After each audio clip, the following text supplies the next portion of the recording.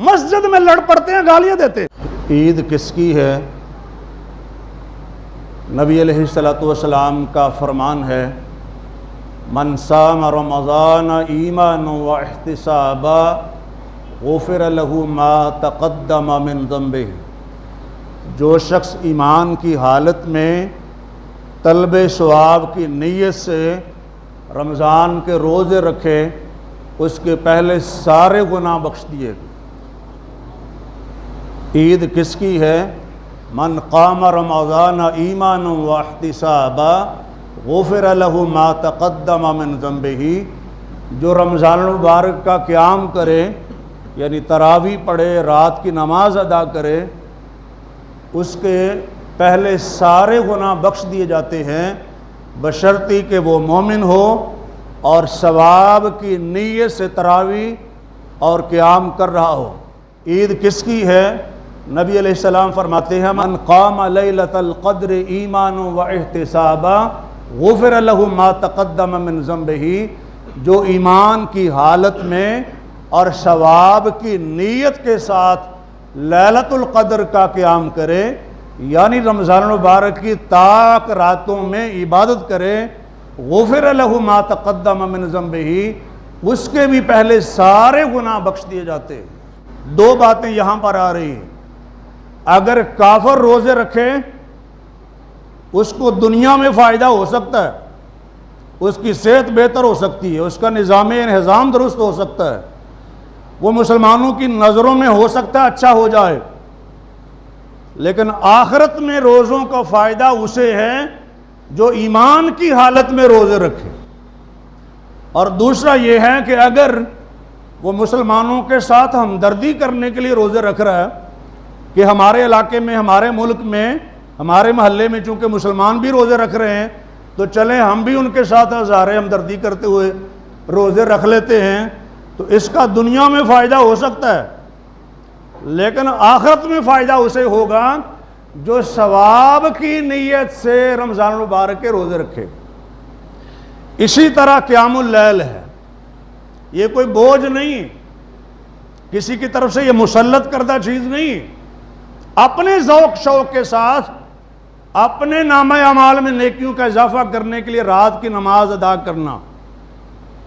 اور دوسری بات یہ ہے کہ ثواب کی نیت کے ساتھ اسی طرح لیلۃ القدر کے حوالے سے بھی یہ تاک راتوں میں کس لیے جاگ رہے ہیں، کس لیے عبادت کر رہے ہیں؟ تاکہ رب رحمان راضی ہو جائے اور مومن اپنے ایمان کا ثبوت دے اور اپنی بخشش کروائے ان عبادات کے ذریعے سے۔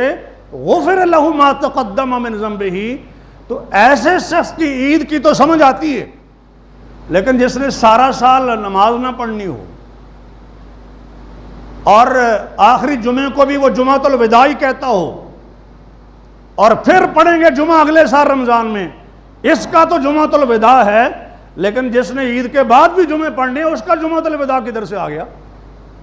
اس کے جمعے تو چلتے رہیں گے جب تک اللہ نے اس کو زندگی دی ہے، یہ چلتے رہیں گے۔ اس لیے نہ نبی پاک کے زمانے میں نہ خلافت راشدہ میں کبھی کسی نے رمضان المبارک کے آخری جمعے کو جمعۃ الوداع نہیں کہا، اور کبھی تو پتہ ہی نہیں ہوتا کہ یہ جمعۃ الوداع ہے بھی یا نہیں۔ روزے 30 ہوں گے تو آخری دن جمعہ ہوگا، اور اگر 29 ہو گئے تو پھر ظاہر ہے جمعے والے دن عید آ جائے گی۔ تو بعض دفعہ ایسے ہوتا ہے کہ کنفرم نہیں ہوتا کہ یہ آخری جمعہ ہے یا اگلا جمعہ آخری ہوگا، تو پھر کیا کریں گے؟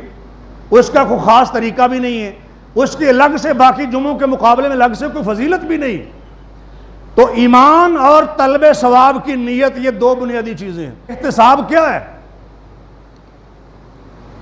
انسان اپنا احتساب خود بھی تو کرتا ہے نا، تو جس نے اپنا احتساب ہی نہیں کیا، احتساباً، تینوں باتوں میں احتساب کا لفظ بھی ہے، میں اس کا دوسرا معنی ذکر کر رہا ہوں، اپنا سابقہ زندگی کا احتساب کیا ہی نہیں، کیا کرتے رہے، رمضان میں کیا تبدیلی آئی ہے، اور وہ تبدیلی عید کے بعد بھی کنٹینیو رہے گی کہ وہ بری عادات جو رمضان المبارک میں چھوڑ دی تھی، وہ نفس ہمارا جو سرکش ہوا تھا، اس کو رمضان کی عبادات کے ذریعے سے دبا لیا گیا ہے، تو کیا یہ دبا رہے گا یا رمضان کے بعد پھر سرکش ہو جائے گا اور پھر وہ امارہ کی شکل اختیار کر لے گا، نفس امارہ کی شکل، اور نفس لوامہ اور نفس مطمئنہ سے نکل جائے گا؟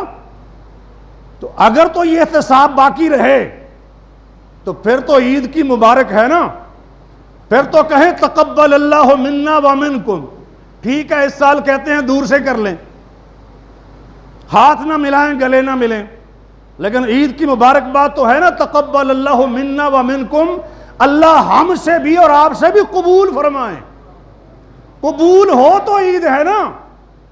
ربنا تقبل منا انک انت السمیع العلیم، اے ہمارے رب ہم سے قبول فرما لیجئے، بے شک آپ ہی خوب سننے والے اور خوب جاننے والے ہیں۔ نیک عمل کرنے کے بعد بھی قبولیت کی فکر، یہ سنت انبیاء ہے، یہ ابراہیم علیہ السلام کی سنت ہے، یہ حضرت اسماعیل علیہ السلام کی سنت ہے کہ قبولیت کی فکر۔ لیکن روزے لے کے آئے ہیں، تراویحیں لے کے آئے ہیں، قیام اللیل لے کے آئے ہیں، رات کی عبادت لے کے آئے ہیں، ذکر فکر لے کے آئے ہیں، تلاوت قرآن لے کے آئے ہیں، قرآن سننا لے کے آئے ہیں، عبادات نماز روزہ لے کے آئے ہیں، سب کچھ لے کے آئے ہیں، لیکن اس کے ساتھ ساتھ تباہی کا سامان بھی ہو رہا ہے،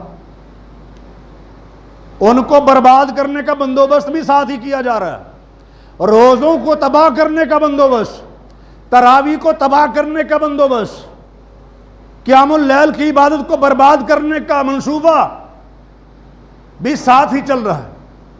تفصیل میں نہیں جاتا، صرف ایک حدیث کا اشارہ کرتا ہوں۔ نبی علیہ السلام نے لوگوں سے پوچھا اتدرون ما المفلس، جانتے ہو مفلس کون ہے، کنگال بندہ کون ہے؟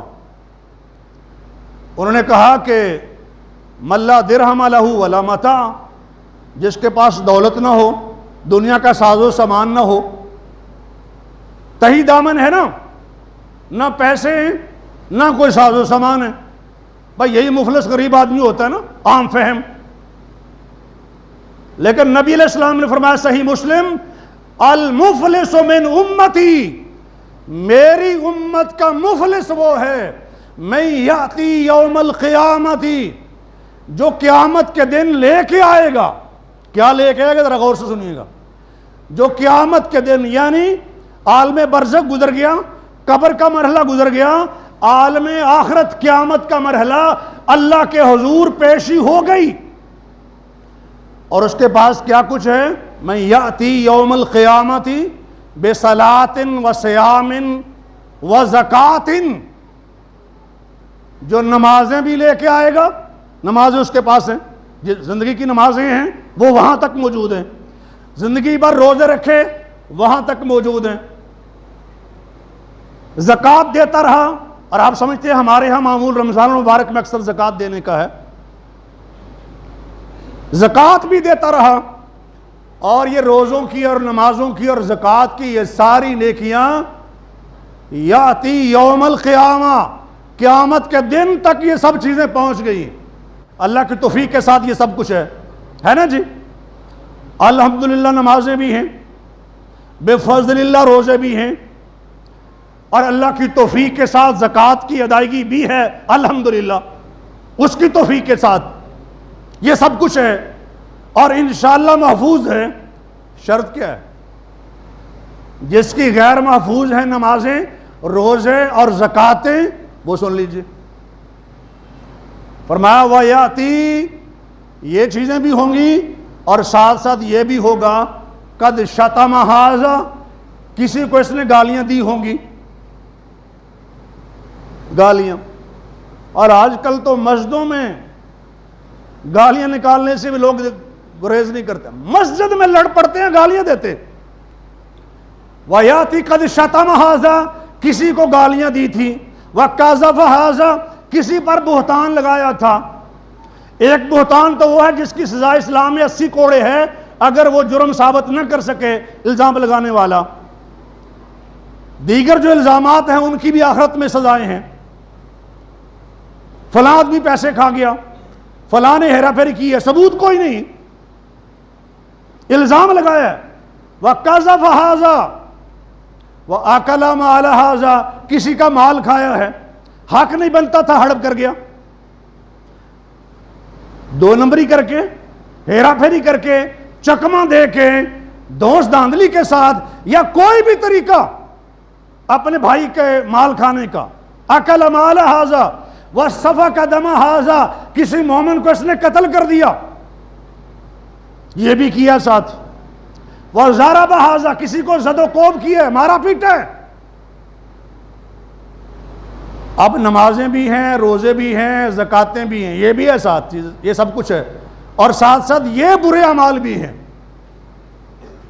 کیا ہوگا؟ وہ تو یوم الدین ہے نا، بدلے کا دن ہے، جزا کا، انصاف کا دن ہے، اور رکھا اس لیے گیا ہے کہ دنیا میں جہاں دو نمبری ہوگی، قیامت کا دن ایک موجود ہے. مظلوموں کو بدلہ دلوانے کے لیے، ظالموں سے حساب چکانے کے لیے ایک دن اللہ نے رکھا ہوا ہے. کر لیں زیادتی دنیا میں جتنی کرنی، دوست دھاندلی کر لیں، آپ یہ بدماشی کر لیں، رشوت خوری کر لیں، چور بازاری کر لیں. اور میں سمجھتا ہوں 70 سالوں میں جتنی رشوت خوری اس رمضان میں ہوئی ہے، زندگی میں کبھی نہیں ہم نے دیکھی. دکان کھلنے کے لیے، دکان کا ٹائم بڑھانے کے لیے، چھٹر اٹھانے کے لیے، جھکانے کے لیے روز آخرت موجود ہے، حساب کا دن موجود ہے، اور اسی لیے اللہ نے رکھا ہوا ہے. انہی ناانصافیوں کا بدلہ چکانے کے لیے رکھا ہوا ہے، انہی حماقتوں کا بدلہ دلوانے کے لیے اللہ نے رکھا ہوا ہے. کوئی عقل کی بات کرو، روز حساب اللہ نے رکھا ہوا ہے. نبی علیہ السلام نے فرمایا کہ جن کے ساتھ اس نے زیادتی کی ہوگی، اس نمازی نے، اس روزے دار نے، اس زکوٰۃ دینے والے نے، کسی کو گالیاں دی ہیں تو وہاں دولت تو ہوگی نہیں، تو اس نمازی روزے دار سے، زکوٰۃ دینے والے سے نیکیاں لے کر اس کو دی جائیں گی جس کو اس نے گالیاں دی تھی. جس کا اس نے مال کھایا، جس کا مال کھایا گیا ہے، اس کو نیکیاں ملیں گی.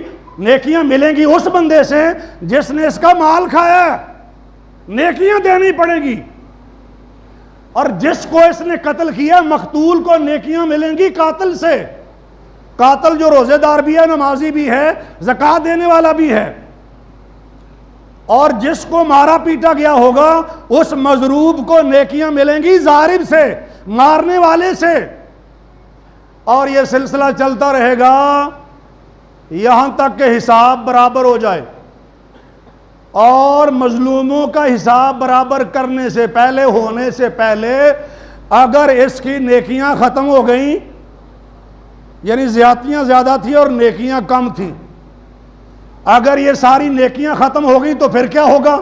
مالک نے تو عدل کرنے، پھر مظلوموں کے گناہ لے کر اس نمازی، روزے دار اور زکوٰۃ دینے والے پر ڈالے جائیں گے. ان کے گناہ لے کر، مظلوموں کے گناہ لے کر اس پر ڈال دیے جائیں گے. پہلے کہا کہ نیکیاں دی جائیں گی یہاں تک کہ فیصلہ ہو جائے، حساب برابر ہو جائے. اور نیکیاں اگر ختم ہو گئی تو مظلوموں کے گناہ لے کر اس نیکی کرنے والے پر، جو نمازیں پڑھتا رہا، روزے رکھتا رہا، زکاتیں دیتا رہا، مظلوموں کے گناہ اس پر ڈالے جائیں گے. ثم طرح فی النار، اور پھر اس روزے دار، نمازی اور زکات دینے والے کو اٹھا کے جہنم میں پھینک دیا جائے. اللہ معاف فرمائے. یہ ظلم و زیادتی اگر ساتھ کر رہے ہیں تو عید کہاں ہے؟ کیا مبارکباد اور کیا عیدیں؟ یہ سارا کچھ تو فنا ہو گیا، سارا کچھ تو تباہ ہو گیا ظلم و زیادتی کی وجہ سے، حق تلفی کی وجہ سے.